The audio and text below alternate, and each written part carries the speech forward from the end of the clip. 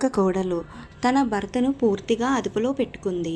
భర్త తండ్రి నిత్యం దేవుణ్ణి ప్రార్థనలో ఉంటే కూడా అతన్ని చాలా దారుణంగా వేధించేది. రోజుకో మాట, రోజుకో బాధతో వృద్ధుణ్ణి బ్రతుకుండగానే నరకం చూపించింది. కానీ భగవంతుడు ఆ అన్యాయాన్ని చూస్తూనే ఉన్నాడు. చివరకు ఆమెను గాడిదగా ఎందుకు శపించాడో తెలుసుకుంటే మీ హృదయం కదిలిపోతుంది. ఈ కథ వింటే మీ కళ్ళల్లో కన్నీళ్లు ఆగవు. ఒక పవిత్రమైన మనసు, ఒక సహనశీలి తన కొడుకు సంతోషంగా ఉండాలని ఇంట్లో జరుగుతున్న అన్యాయాన్ని మౌనంగా భరిస్తూ భగవంతుని ప్రార్థనలో లీలమైనాడు ఒక వృద్ధుడు. కానీ ఆయన భగవంతుడే కాపాలి అనే స్థాయికి కోడలు చేసిన అగాధ పాపాలు రోజురోజుకి పెరిగిపోయాయి. ఆ వృద్ధుడి ఆరాధనకు అడ్డుగా నిలిచిన ఆ కోడలు తన పాపాలకు శిక్షను భగవంతుడి చేతిలోనే ఎలా పొందిందో, ఇంట్లో భక్తిని నాశనం చేస్తే దేవుడు ఎంతటి శిక్షణ విధిస్తాడో ఈ కథ వినగానే మీరు కనీసం ఒక్కసారి భగవంతుడి గురించి ఆలోచించకుండా ఉండలేరు. ఇది కథ కాదు, భక్తికి, సహనానికి, దైవ న్యాయానికి నిదర్శనం. ఈ కథను వినిపించేందుకు ఎంతో కష్టపడాల్సి వచ్చింది. మీ లైక్ మాకు ఒక అమూల్యమైనది. ఇది మాకు ప్రోత్సాహంగా ఉంటుంది. సమయాన్ని వృధా చేయకుండా ఈ కథలో దాగి ఉన్న చేదు నిజాన్ని తెలుసుకుందాం. ఒక ఊరిలో భగవంతుడు భక్తుడైన ఓ మానవుడు ఉండేవాడు. అతను సద్గుణాలు ఉన్న వ్యక్తి. చిన్నప్పటి నుంచే భగవంతుడి ఆశీర్వాదంతో నీతిమంతంగా జీవించేవాడు. అతని భార్య కూడా మంచితనం ఉన్న మహిళ. ఇద్దరూ కలిసి ప్రతిరోజు భగవంతుడిని పూజ చేసి ఉండేవారు. కొంతకాలానికి అతని భార్య గర్భవతిగా మారింది. భగవంతుని కృపతో వారికి చంద్రబింబం లాంటి ఒక కుమారుడు పుట్టాడు. ఆ తల్లిదండ్రులు తమ బిడ్డను అపారమైన ప్రేమతో పెంచారు. కానీ బిడ్డ పుట్టిన తర్వాత అతని తల్లి అనారోగ్యానికి గురయ్యింది. ఎంత వైద్యం చేసినా ఫలితం లేకుండా ఆ తల్లి మరణించింది. ఆ వృద్ధుడు గుండె నిండా బాధతో మిగిలిపోయాడు. అతను అడవిలోకి వెళ్ళి కట్టెలు తెచ్చి అమ్ముతూ తన బిడ్డను పోషించేవాడు. అతనికి పెద్దగా ధనం లేకపోయినా కొంత పశువుల్ని పెంచుతూ జీవనం సాగించేవాడు. అడవిలో పనిచేసేటప్పుడు తన కుమారుని కూడా వెంట తీసుకెళ్లేవాడు. ఆకలిగా ఉంటే పశువులు పాలిచ్చి పెంచేవాడు. కుమారుడు గడ్డిపోచు మీద నిద్రపోతుంటే ఆ తండ్రి ఓ చెట్టు కింద కూర్చొని భగవంతుడి ధ్యానం చేసేవాడు. అలా రోజులు గడిచిపోతూ వెళ్ళిపోయాయి. ఆ పిల్లవాడు పెరిగి పెద్దయ్యే సమయం వచ్చింది. అనుకున్నాడు, ఇప్పుడైనా కొడుకు పెళ్లి చేస్తే ఇంట్లో వంట పని చూసుకుంటుంది కదా, నేను స్వేచ్ఛగా పూజలు చేసుకోవచ్చు. కానీ అతను ఊహించినదే జరిగింది. తన కోడలు తను ఊహించిన విధంగా తన ఆలోచనలు ఉన్నాయి. కానీ అది అతనికి ముందే తెలియదు. కొడుకు పెళ్ళి అయింది. ఇంట్లో 2 గదులు ఉన్నాయి. ఒకటి కొత్త దంపతుల కోసం, మరొకటి భగవంతుడి ధ్యానం కోసం వృద్ధుడు వదిలేశాడు.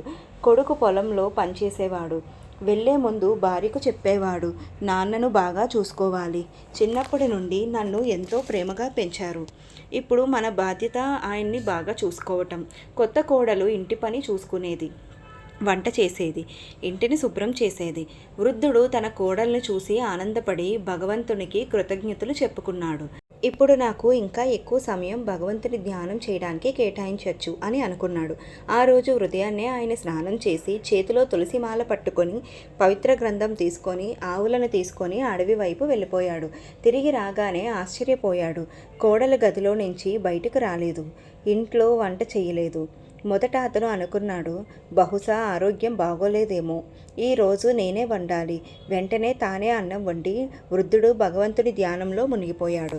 సాయంకాలం కోడలు గదిలో నుంచి బయటికి వచ్చేసరికి వంట కూడా అయిపోయింది. ఇంటి పనులు అయిపోయాయి. ఆమె ఆశ్చర్యపోయింది. అలా కొన్నాళ్ళు గడిచాక ఇదే అలవాటుగా మారిపోయింది. ప్రతిరోజు వృద్ధుడు ఇంటి మొత్తం పనిచేసేవాడు. ఆవులను చూసుకునేవాడు, ఇంటి పని మొత్తం చేసేవాడు. ఈ హడావిడిలో అతను భగవంతుణ్ణి సరిగ్గా తపస్సు కూడా చేయలేకపోయాడు. సరిగ్గా నిద్రపోయేవాడు కాదు. రోజులు గడిచే కొద్దీ శరీరానికి బలహీనత పెరిగిపోయింది. ఒకరోజు అర్ధరాత్రి వరకు భగవంతుడి ధ్యానంలో మునిగిపోయాడు. ఉదయాన్నే సాధారణంగా చేసేలా పవిత్ర గ్రంథం చదువుతూ ఉండగా కోడలు ఇంకా గదిలో నుంచి బయటికి రాలేదు. వృద్ధుడు అనుకున్నాడు, ఇవాళ కూడా ఆరోగ్యం సరిగ్గా లేదేమో. తానే అన్నం వండి ఇంటి పనులు చేసి ఆవులను తీసుకొని అడవికి వెళ్ళిపోయాడు. వృద్ధుడు తన గదిలో కూర్చొని భగవంతుని ధ్యానం చేస్తున్నాడు. కొద్దిసేపు విశ్రమించేందుకు మంచం మీద పడుకున్నాడు. అదే సమయంలో కోడలు వచ్చి, చాలు, ఇంక ఎంతసేపు నిద్రపోతావు? లేచి ఇంటి పనులు చెయ్యండి. నేను ఎంతసేపు నుంచో ఎదురు చూస్తున్నాను. ఈ ముసలివాడికి తెలీదా లేవగానే ఈ పనులన్నీ చెయ్యాలని అంటూ కేకలు వేసింది. వృద్ధుడు నెమ్మదిగా లేచి బయటికి వెళ్తుంటే ఆమె వెనకాలే వచ్చి, అలసిపోయినట్టు నడవకండి, ముందు గిన్నెలు కడగండి, తర్వాత ఇల్లు ఊడవేసి శుభ్రం చెయ్యండి. ఇంకెన్నాళ్ళు ఇంట్లో ఉచితంగా తింటారు అని కోపంగా అరిచింది. వృద్ధుడు దగ్గుకుంటూ చేతులు వణుకుతుండగానే గిన్నెలు కడగడం మొదలుపెట్టాడు. అవి పూర్తయ్యాక కోడలు ఒక బకెట్ నిండా బట్టలు తీసుకువచ్చి, ఇవి అన్నీ కడిగి ఆరేయండి అని చెప్పింది. బట్టలు ఇంకా సరిగ్గా ఉతకకముందే వృద్ధుడు పూజ సమయం అయిపోయింది. వృద్ధుడు నదిలో స్నానం చేసి తులసి మాల పట్టుకునే లోపే కోడలు మళ్ళీ వచ్చింది. ఇదేంటి, పని వదిలేసి పదే పదే భజనలు చేస్తున్నావు? ఈ గదిని చూసావా, ఎంత దుమ్ము పట్టుకుందో అంటూ కేకలు వేసింది. వృద్ధుడు గదిలో మొత్తం శుభ్రం చేశాడు. ఆ పని అయిపోయాక ఇప్పటికైనా భగవంతుడి ధ్యానం చేసుకుందాం అని అనుకుంటే కోడలు మళ్ళీ వచ్చి, నాకు మధ్యాహ్నం తాజా పాలు కావాలి, ఇక్కడికి వచ్చాక ఒక్కసారి కూడా నాకు పాలు ఇవ్వలేదు, పైగా ఇంటి మొత్తం పని నా మీదే వదిలేశారు అంటూ తీవ్రంగా తిట్టింది. వృద్ధుడు నిశ్శబ్దంగా ఇంటి పనులు చేసుకుంటూ మనసులో భగవంతుడి పేరును జపించుకున్నాడు. కానీ ఇది రోజూ అలవాటుగా అయిపోయింది. రాత్రిపూట భజన, పగటిపూట పని, ఇలా నడుస్తూ నిద్ర కూడా సరిగ్గా పడుకోలేకపోయాడు. శరీరం బలహీనంగా మారిపోయింది.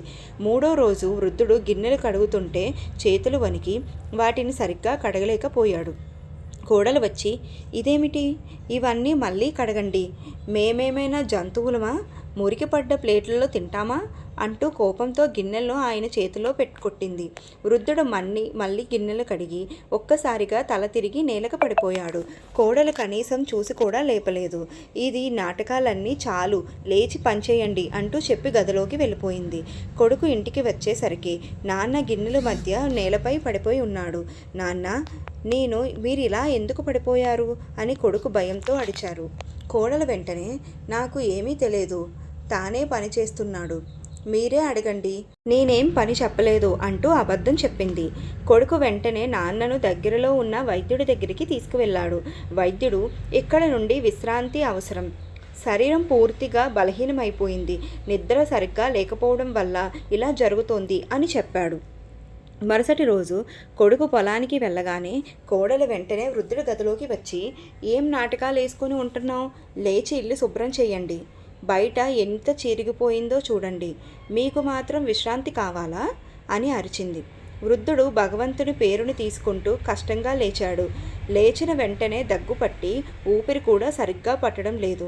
ఒక్క ఛాయ్ తాగి గొంతు చల్లార్చుకుంటే బాగుంటుంది అని అనుకొని, అమ్మ ఒక కప్పు ఛాయ్ ఇస్తావా అని అడిగాడు. కోడలు చేతిలో మాఫ్కర్ర పట్టుకొని వచ్చి, ముందు ఇల్లు పోయండి, తర్వాత మీ ఛాయ్ని చూసుకుందాం అని అరిచింది. వృద్ధుడు తన ఒంటిలో శక్తి లేకపోయినా ఎలాగో ఆ 2 గంటలు నెమ్మదిగా ఇల్లు శుభ్రం చేశాడు. శుభ్రం చేస్తున్న కొలది ఊపిరి మరింత బిగిసిపోతుంది.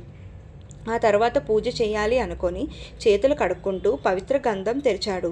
అదే క్షణంలో కోడలు మాప్ పట్టుకొని వచ్చి, ఇదేంటి, పని వదిలేసి మళ్ళీ భజనలకు కూర్చుంటారా అంటూ 3 సార్లు వృద్ధుడి భుజాలపై కొట్టింది. వృద్ధుడు మౌనంగా భగవంతుని పేరు కట్టుకుంటూ కన్నీళ్లు కారుస్తూ ఉండిపోయాడు. చివరికి వృద్ధుడు లేచి, అమ్మా, నా శరీరానికి ఇక బలం లేదు, ఇన్ని రోజులు పనిచేశాను కదా, ఇప్పుడు నాకు శక్తి సరిగ్గా సరిపోవటలేదు అని వేడుకున్నాడు. కానీ కోడలు మాత్రం తిడుతూ, మీరు భజన చేసేటప్పుడు మీకు బాగా శక్తి వస్తుంది కదా, పని చేయమన్నప్పుడే రాదా అని అరుస్తుంది. ఇవాళ నుంచి మీరు ఇక్కడ ఉండడానికి వీల్లేదు, లేదంటే మీ కొడుకుతో గొడవలు పెట్టి ఇంటిని బద్దలు కొట్టిస్తాను అని బెదిరించింది. వృద్ధుడు ఒక్క మాట కూడా మాట్లాడకుండా మళ్ళీ ఇల్లంతా శుభ్రం చేయడం మొదలుపెట్టాడు. ఊపిరి తీయడం కూడా కష్టంగా మారిపోయింది. ఆ తర్వాత అతను నిర్ణయించుకున్నాడు, ఈ పనులన్నీ చేసే కంటే చనిపోవడం చాలా మంచిది కదా అని. గదిలోకి వెళ్ళి ఒక గ్లాసు నీళ్లు తీసుకొని అందులో మందు కలుపుకొని తాగుతుండగా కోడలు వచ్చి ఆ మందు లాక్కొని, ఇంత త్వరగా చనిపోవడానికి వీల్లేదు, ఇంకా పనులు ఎన్నో మిగిలిన్నాయి అని అరిచింది. రాత్రి అయ్యాక వృద్ధుడు భగవంతునితో మనసులో మాట్లాడుకుంటూ భజన చేసేవాడు. ప్రభు, ఈ ఇంట్లో ఉండగా నేను నీ పూజ కూడా సరిగ్గా చేయలేకపోతున్నాను, ఇక్కడ ఉండడం కన్నా ఎక్కడైనా దూరంగా వెళ్ళిపోతే బాగుంటుంది అని మనసులో భావించేవాడు. చివరికి కన్నీళ్లతో రాత్రంతా భజన చేసి తెల్లవారుజామున తులసిమాల, పవిత్ర గ్రంథం తీసుకొని ఎక్కడికో వెళ్ళిపోయాడు. నడుస్తున్న కొలిది చల్లటి గాలులు వీస్తున్నాయి. పక్షులు, చెట్లు కూడా భగవంతుని కీర్తన చేస్తున్నట్లు అనిపించాయి. ఒక చెట్టు కింద తాను తెచ్చుకున్న చాప పరుచుకుని ధ్యానంలో మునిగిపోయాడు. అదే సమయంలో ఒక చిన్న పిల్లవాడి ఏడుపు వినిపించింది. వృద్ధుడు కళ్ళను తెరిచి చూసేసరికి ఓ వ్యక్తి తన కొడుకుని ఎత్తుకొని పరుగులు తీస్తున్నాడు. వృద్ధుడు ఆ వ్యక్తిని ఆపి, ఏమైంది? బాబును ఇలా ఎందుకు తీసుకొని వెళ్తున్నారు అని అడిగాడు. ఆ వ్యక్తి, అయ్యా, నా కొడుకుకు తీవ్రంగా అనారోగ్యం పాలయ్యాడు. నేను వెంటనే ఒక వైద్యుడి దగ్గరికి వెళ్ళాలి అని నిట్టూంచాడు.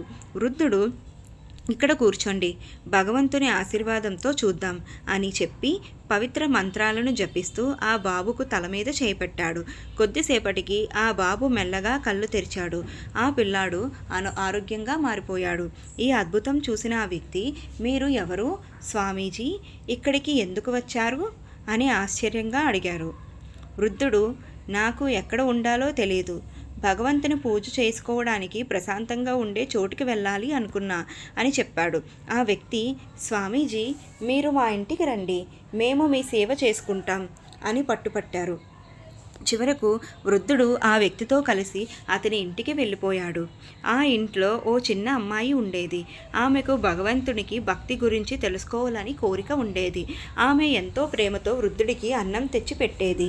వృద్ధుడు ఆమె తల మీద ప్రేమగా చెయ్యి పెట్టి, భగవంతుడు నిన్ను ఆశీర్వదించాలి అని అనుకుంటూ ఆహారం తినేవాడు.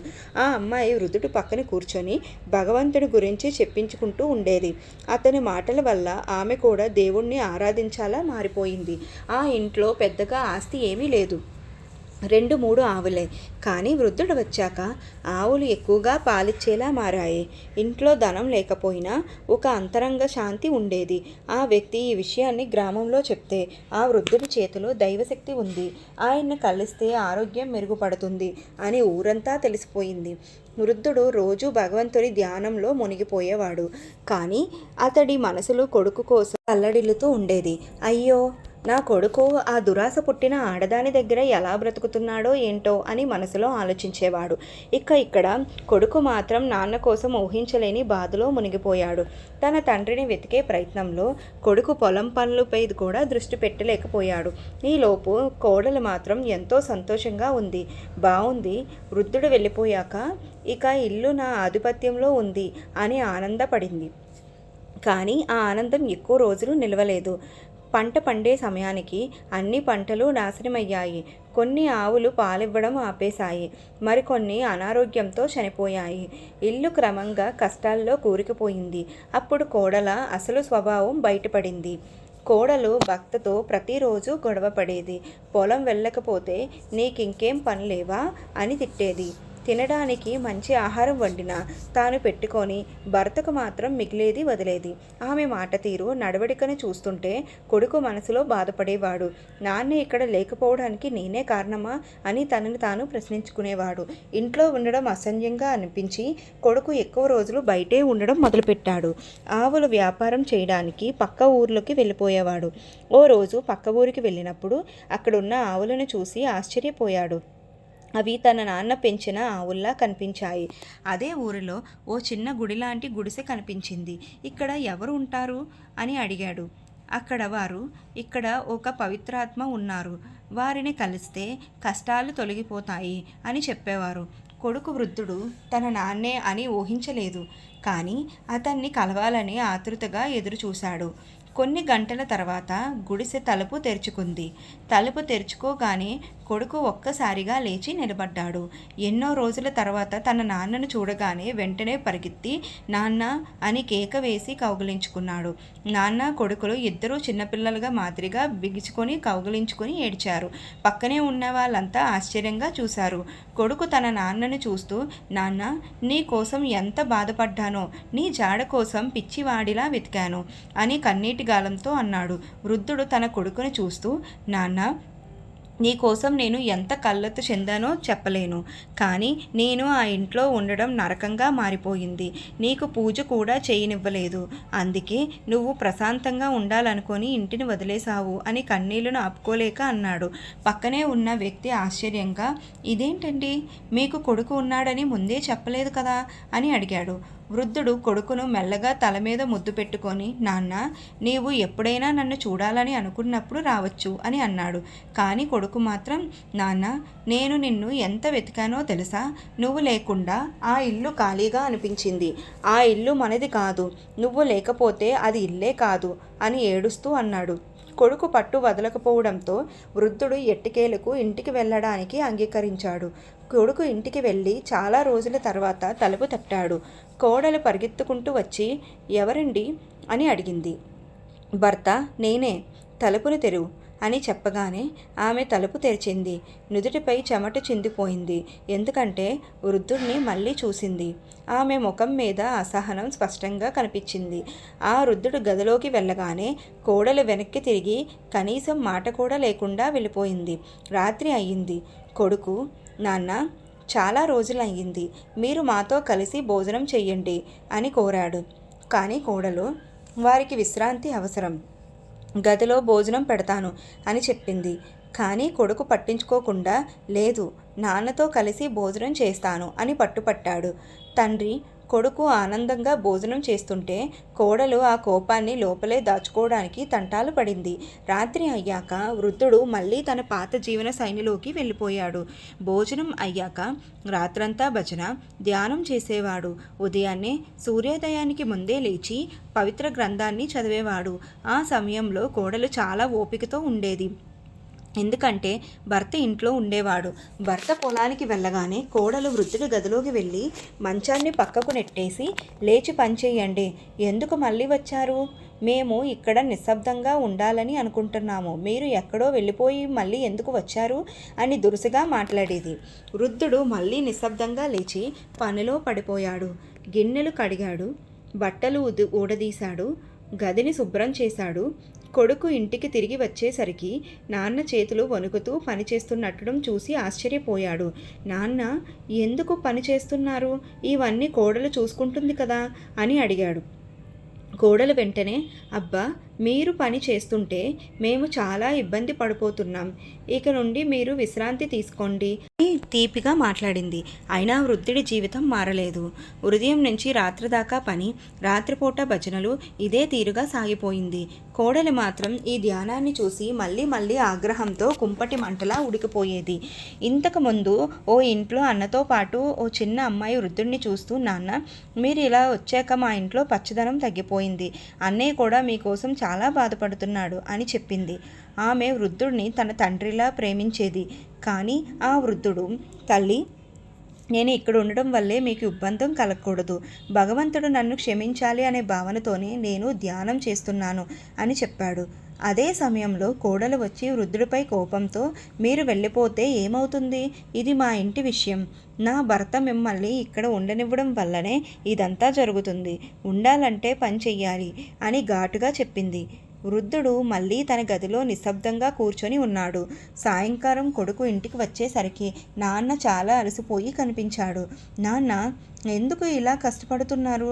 మీకు విశ్రాంతి అవసరం, మీరు ఇక దైవ ధ్యానం చేస్తూ ప్రశాంతంగా ఉండాలి అని కొడుకు చెప్పాడు. కానీ వృద్ధుడు చిరునవ్వుతో, నాన్న, నేను పని చేయకపోతే నీ భార్యకు ఇంకా కోపం ఎక్కువ అవుతుంది అని అన్నాడు. కొడుకు నిస్సహాయంగా మౌనంగా నిలిచిపోయాడు. వృద్ధుడు రాత్రి అలసిపోయి మంచం మీద పడుకొని ఉన్న భగవంతుని ప్రార్థన మాత్రం ఆపలేదు. ప్రభు, ఈ కోడల హృదయం మారాలి, నాకు చివరి రోజులు ప్రశాంతంగా గడవాలి అని భగవంతుడిని ప్రార్థించాడు. ఉదయం లేవగానే మళ్ళీ పనిలో నిమగ్నమయ్యాడు. కోడలు ఉదయం వచ్చి, ఇంతకీ ఇంకెప్పుడు లెగుస్తారు? మీ వయసులో ఇంకా చురుగ్గా ఉండాలి అని అరిచింది. వృద్ధుడు కదల్లేని కాళ్లతో చేతులు వణుకుతుండగానే చీపురు పట్టుకొని ఇంటి పని మొదలుపెట్టాడు. మట్టి నేల అవ్వడంతో ఎక్కువగా దుమ్ము లేచింది. దుమ్ము కారణంగా వృద్ధుడు దగ్గుతూనే కింద పడిపోయాడు. అయినా కోడలు కనికరం లేదు. ఇంకా ఎన్ని నాటకాలు వేస్తావు? త్వరగా లేచి పని ముగించండి అంటూ తిట్టివేసింది. వృద్ధుడు అంతా ఊర్చి బట్టలు కడిగి వంట చేసినా ఆ రోజంతా ఆహారం తినలేదు. పూజ కోసం ఒక్క క్షణం కూడా సమయం దొరకలేదు. తెల్లవారుజామున పవిత్ర గ్రంథం చదువుతుంటే బయట మళ్ళీ ప్లేట్లు పడే శబ్దం. కోడలు కావాలనే అర్ధరాత్రి నుండి శబ్దం చేస్తూ వృద్ధుడు పూజకు అడ్డుపడాలని అనుకుంది. వృద్ధుడు బయటకు వచ్చేసరికి గిన్నెలు నేల మీద చెదురుపై ఉన్నాయి. వృద్ధుడు నెమ్మగా తిరిగి వెళ్ళిపోతుంటే కోడలు వెనుక నుండి వచ్చి అతని జుట్టు పట్టుకొని, పని చేయకుండా కూర్చుంటావా అని పైకి ఎత్తేసింది. వృద్ధుడు మళ్ళీ శుభ్రం మొదలుపెట్టాడు. కానీ ఈ అన్యాయం ఎంతకాలం కొనసాగుతుందో భగవంతుడే చూడాలి. వృద్ధుడు తన గదిలో భగవంతుణ్ణి ప్రార్థనలో నిమగ్నమై ఉన్నాడు. పక్కనే ఉన్న కోడలు వచ్చి, ఇంకెళ్ళాలు మీ ఆరాధన, మళ్ళీ పూజలు చేసుకుంటే మీకు బుద్ధి చెప్పాలి అని అంటూ చెప్పుతో కొట్టడం మొదలుపెట్టింది. కానీ వృద్ధుడు ప్రశాంతంగా భగవంతుణ్ణి నామస్మరణ కొనసాగించేవాడు. ఇప్పుడే పూజ ఆపును, ఏం జరిగినా భగవంతుని ప్రార్థన పూర్తయిన తర్వాతే అని తలుచుకున్నాడు. 36:23 కోడలు ఎంత కొట్టినా వృద్ధుడు కదల్లేదు. చివరికి కోపంతో, ఈ భజనలు సమస్య అయితే ఇవి ఇంట్లో ఉండకూడదు అని పవిత్ర గ్రంథాలను బయటికి విసిరేయబోయింది. అదే క్షణంలో ఆమె చేతులు, కాళ్ళు వంకర తిరిగిపోయాయి. క్షణాల్లో ఆమె ముఖం భయంకరంగా మారిపోయింది. కొన్ని క్షణాల్లో ఆమె రూపం పూర్తిగా మారిపోయి గాడిదగా మారిపోయింది. వృద్ధుడు వెనక్కి తిరిగి చూసేసరికి ఆ గాడిద తన ముందుంటే వృద్ధుడి కళ్ళల్లో కన్నీళ్లు ఆగలేదు. హరే రామ, హరే కృష్ణ అంటూ గదిలో నుండి బయటికి వచ్చాడు. ఆ సమయంలో కొడుకు ఇంటికి వచ్చి ఈ దృశ్యాన్ని చూసి అవాక్కయ్యాడు. అతని భార్య తన రూపం ఎలా మారిపోయిందో అర్థం కాక భయంతో ఆ భర్తను ఆశ్రయించింది. ఆమె శరీరం మొత్తం గాడిదలా మారిపోయినా ముఖం మాత్రం మారలేదు.